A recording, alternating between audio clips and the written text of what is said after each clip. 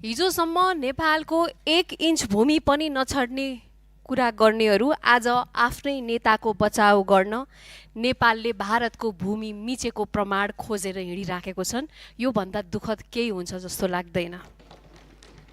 प्रधानमन्त्रीज्यूले हिजो व्यक्त गर्नुभएको अभिव्यक्ति कूटनीतिक, कानुनी र राष्ट्रिय सुरक्षाको दृष्टिले अत्यन्त गम्भीर विषय बनेको छ। प्रधानमन्त्री भनेको व्यक्ति होइनन्, संस्था हुन् र हाम्रो राजकीय संस्थाबाट आएको ज्यादै फितलो भाष्यले राष्ट्रिय सङ्कट उत्पन्न गर्ने जोखिम बढेको छ। यसलाई भइहाल्यो, सामान्य विषय हो, उहाँको आशय अर्कै हो भनेर टार्न मिल्ने खालको विषय होइन। अन्तर्राष्ट्रिय कानुनको स्टोपेल सिद्धान्त अनुसार राज्यका आधिकारिक अभिव्यक्तिहरू पछि अस्वीकार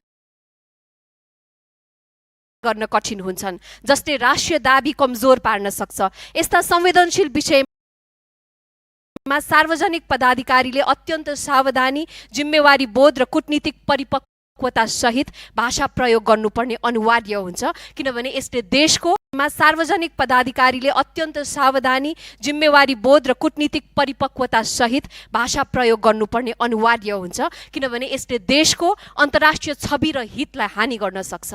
आजभोलि केही मानिसहरू आफ्ना नेताले जे भन्यो त्यसलाई सही साबित गर्न देशकै विरुद्ध प्रमाण खोज्न दौडिरहेको छन्।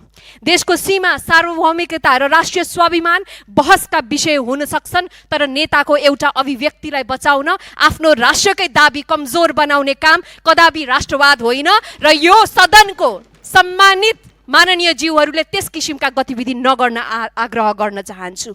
नेता पूजा गर्ने, व्यक्ति पूजा गर्ने यति खतरनाक हुन्छ कि एक दिन मानिसले आफ्नो नेताको बचाउ गर्दै आफ्नो देशको पक्ष छोडेको यहाँहरूलाई स्मरण पनि रहँदैन। त्यसैले मैले सम्पूर्ण सदनलाई भन्न चाहे र यसमा अर्को कुरा राख्न चाहन्छु। सम्मानित सदनमा यस सभाभित्रका अभिव्यक्तिहरूलाई टेक्निकल रूपमा सच्याउन वा पुनः व्याख्या गर्न त सकिएला, तर मेरो गम्भीर चिन्ता छ। मेरो चिन्ता इन्टरनेसनल मेन स्ट्रिमिङ र विश्वव्यापी मिडियामा गइसकेको मेसेजप्रति पनि हो।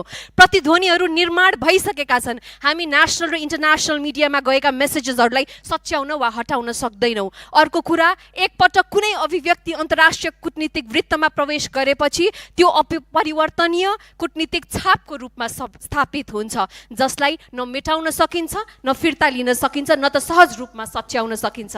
र अन्त्यमा त्रुटि भएको छ। सम्मानीय सभामुख महोदय, हामी सबै सिक्दैछौँ, सिक्ने क्रममा छौँ। प्रधानमन्त्रीज्यू पनि नयाँ हुनुहुन्छ। हामीले आफ्ना त्रुटिहरू यो सिकाइ र भोगाइको क्रममा सच्याउनु पर्ने हुन्छ। र अर्को कुरा म यहाँलाई निवेदन गर्न चाहन्छु, आज फेरि तपाईँले पेलेर सदन चलाउनु भन्दा पनि सबै दलका शीर्ष नेताहरूलाई डाकेर, विधायकहरूलाई डाकेर एउटा छलफल राख्नु।